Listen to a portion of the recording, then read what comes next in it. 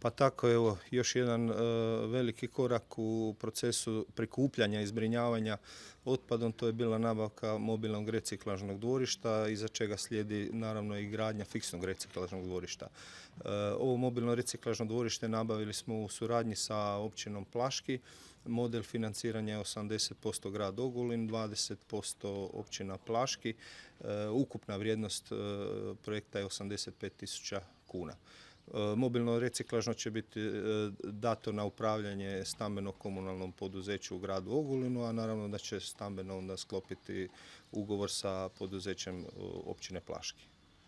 Gospodine Damjanović, što to znači za stanovnike, mještane općine Plaške? To je velika zahvala prvo gradu Ogulinu što smo išli u taj rješenje zbrinjavanja otpada i evo ga, ljudi će moći se educirati, znači za odnosno za svoje razvrstavanje otpada.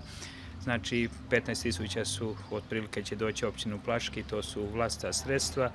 Evo i zahvaljujem još jedanput gradu Ogulinu i gradonačelniku što su nam dopustili da vozimo smeće u Sodol, pa onda da idemo u tu modus u rješavanje tih problema, jer to je veliki problem, ta razvrstavanja, ali evo, u suradnji sa gradom uvijek ćemo naći moduse i rješenje.